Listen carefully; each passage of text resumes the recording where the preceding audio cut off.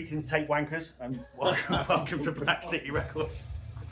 Right, look, we talk about physical music, physical media all the time, but the one thing I've got issue with is the fact that these fucking things are coming back. Now, for those of you that are a little bit younger and don't know what these are cassettes.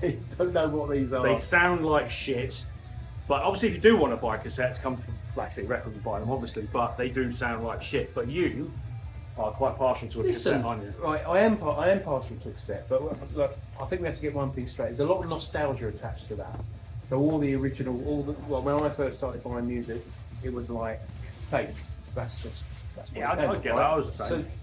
So, I think a lot of people would, have an attachment to their first, whatever the format they were buying music on. Right, they're gonna have some sort of connection with that. For me, it was tapes. All the early albums I had.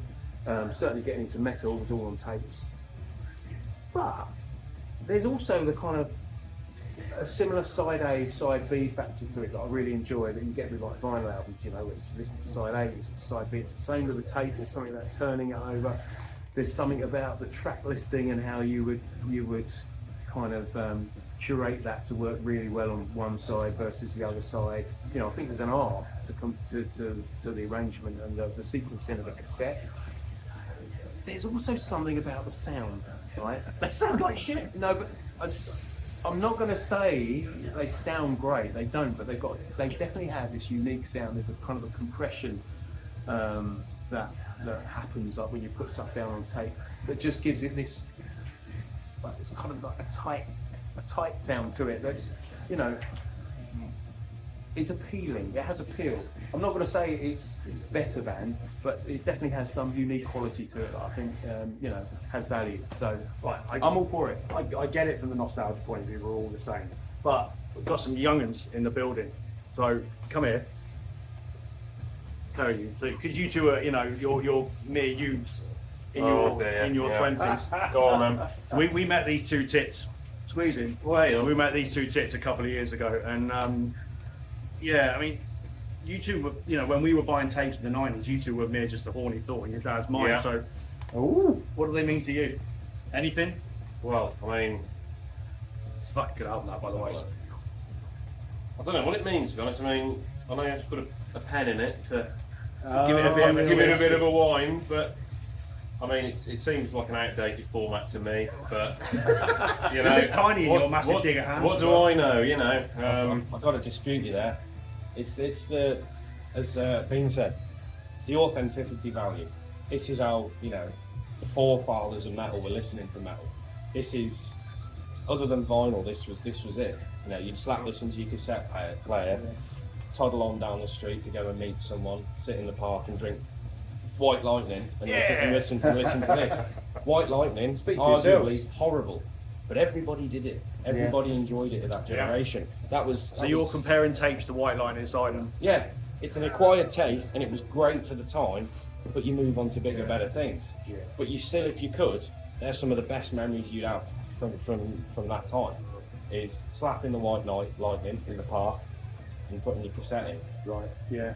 Wouldn't do it now. It's sweet. And I think you reminded me of another point there, which is like, the heritage of heavy metal, the history of it was built on tape trading, right? So much of that scene, like the early thrash bands, the early death bands, were all just recording cassettes for each other, and they were getting 8-track recordings on tape, just getting passed around and around and around, and passed around like Jack on Friday night. That's it. Well, that's just a rumour. That's another story for another video. But there was no choice to trade tapes back then. That's how it happened. Whereas now we just don't need the fucking things. No, but to Jack's point, there's a lot of stuff we don't need, but you don't need fancy cars. It doesn't make it any less desirable. You do. You need riffs. That's what you need. Exactly. All you need. And this was our first access to riffs. Because not everybody could afford a record player and some fancy vinyl and a brush to clean your records and walk around in your, nice fancy shoes and your leather smoking jackets. But you could afford a crappy Walkman and a cassette. And your mates would ping these off your head till Kingdom Come, and you'd listen to stuff, and it would be crap and it would be grainy. But God, wasn't it fun? That's it. It's fun. No, I don't know. I'm not convinced. I'm not going to buy any. So. There's 2 against 2. Oh, even Stevenson. There you go. It's Gonna have to fight, aren't we? it's yeah. We're gonna have to resort to arm wrestling for this one. You could go to the weird man in the pink t-shirt and ask his view, because then you've got a fifth option. Right.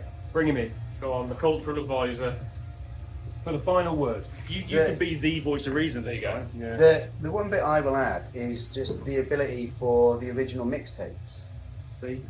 So, you know, the old recording off the charts, pressing pause and everything, but getting your songs on your blank C90s, I think that probably did more for me in terms of cassettes, rather than kind of buying albums, but having that kind of, you know, your own cassette, your own mixtape. So what we're gonna say? Cassettes. Thumbs up. I think so. I There think, you yeah. From a Fuck the lot. 3 against 2. Fuck you guys. 3 against 2. Right, so let's put it out to the public. I reckon I might get a bit more support.